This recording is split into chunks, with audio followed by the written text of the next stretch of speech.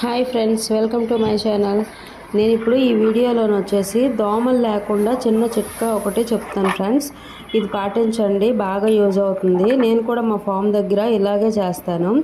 ఫామ్స్లో కానీ ఇంటి దగ్గర కానీ దోమల వల్ల ఈ వర్షాకాలంలో చాలా ఇబ్బందులు ఫేస్ చేస్తాము. కరెంట్ ఉన్నా ఫ్యాన్లు ఉన్నా సరే దోమలు అయితే బాగా ఎక్కువగా ఉంటాయి. అందుకోసమే ఈ చిన్న చిట్కా చేయండి, బాగా యూజ్ అవుతుంది.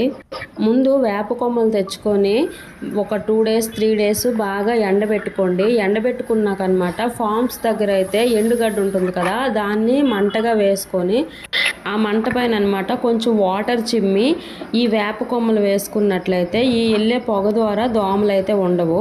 ఇంటి దగ్గర అయితే మనము దేవుడికి ధూపం వేస్తాం కదా, అలాగొచ్చేసి బొగ్గుల్ని రాజు పెట్టుకొని దానిపైన కొంచెం గుగ్గిలం వేసి వేపాకులు పొడిలాగా చేసి వేసుకొని ధూపం వేసుకుంటే దోమలు ఉండవు, ఇంట్లో కూడా